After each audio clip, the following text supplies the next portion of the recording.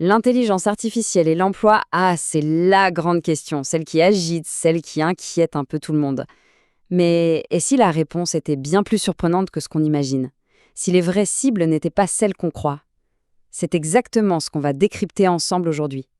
Bienvenue sur La Quotidienne de l'IA, la rubrique du premier site d'information sur le sujet, ia-info.fr.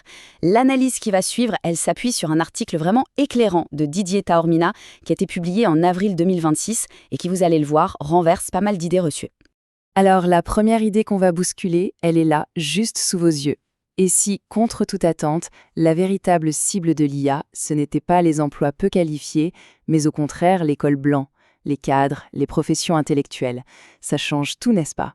Pour explorer cette thèse assez provocatrice, voici notre feuille de route, en 5 points. D'abord, on va voir comment une conviction a été totalement renversée. Puis, on parlera d'une véritable bombe à retardement. Ensuite, on dessinera ensemble la nouvelle carte des risques. On analysera le séisme que ça représente pour l'État. Et enfin, on abordera le facteur le plus décisif de tous, la vitesse.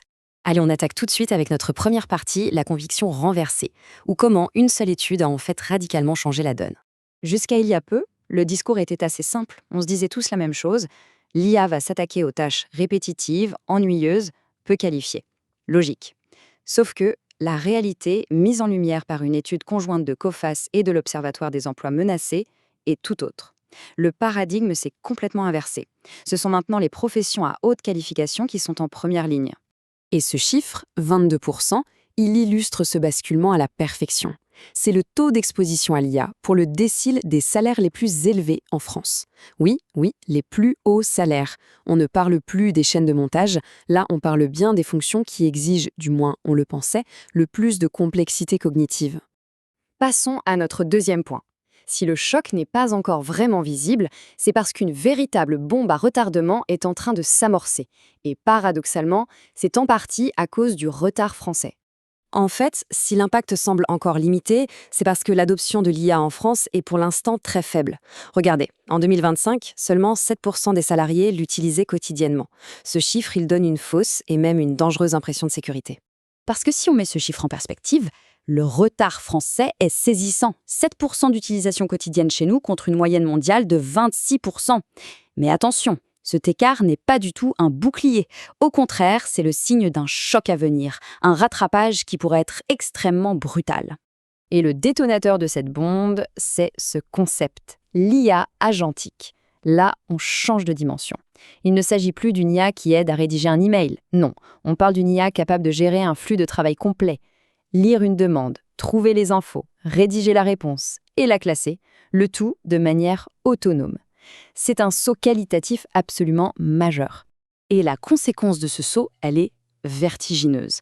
On passerait de 3,8% d'emplois fragilisés aujourd'hui à 16,3% d'emplois menacés d'ici seulement 2 à 5 ans.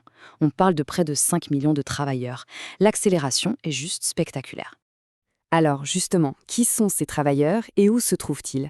C'est l'objet de notre troisième partie, la nouvelle carte des risques, qui identifie très précisément les nouvelles cibles de l'IA. Regardez bien les professions les plus exposées. Architectes, ingénieurs, informaticiens, juristes et même les métiers créatifs. Autant de métiers qui franchement se pensaient protégés par leur complexité, leur expertise. Eh bien, ce rempart est en train de s'effriter à vitesse grand V. Et cette menace, elle redessine aussi la géographie de la vulnérabilité. Ce ne sont pas les campagnes, mais bien les grandes métropoles, là où se concentrent ces emplois qualifiés, qui sont en première ligne. Paris, Lyon, Toulouse sont les plus touchés, tandis que des villes plus petites comme Avallon ou Briançon sont pour le moment relativement épargnées. C'est une carte de France du risque complètement inversée. Cette concentration du risque dans les métropoles et sur les hauts salaires, ça nous amène directement à notre quatrième point, le véritable séisme que cela représente pour l'État et le risque systémique qui pèse sur nos finances publiques. C'est ce qu'on appelle l'effet ciseau, et il est redoutable. D'un côté, une baisse drastique des cotisations sociales, forcément puisque les cadres touchés sont de gros contributeurs, et de l'autre, une explosion des dépenses, car leurs indemnités chômage sont aussi les plus élevées. Moins de rentrées d'argent, plus de sorties. C'est une double peine pour les comptes publics. Le message, il est on ne peut plus clair. Notre modèle social, qui est fondé sur le travail et la solidarité interprofessionnelle, n'est tout simplement pas conçu pour absorber un tel choc. Frapper aussi fort et aussi vite les professions les mieux rémunérées, c'est menacer son équilibre même. Ce qui nous conduit à notre dernière partie, qui est sans doute la plus importante pour vraiment tout comprendre.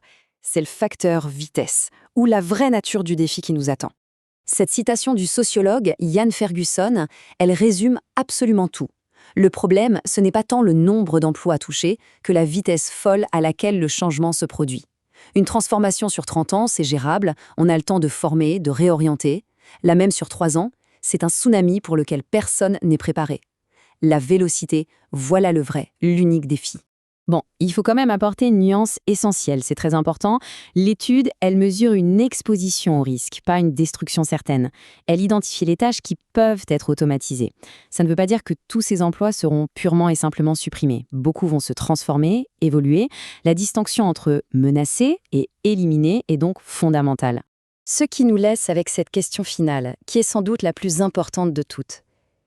Au-delà des chiffres, des pourcentages, en tenant compte de cette vitesse et de la nature inédite du choc qui s'annonce, notre modèle social, nos systèmes de formation, nos politiques publiques, est-on vraiment prêts? Voilà pour ce décryptage. La transformation est profonde et elle ne fait que commencer. Pour continuer à suivre ce sujet et bien d'autres, n'hésitez pas, retrouvez toute l'actualité autour de l'intelligence artificielle sur le portail ia-info.fr.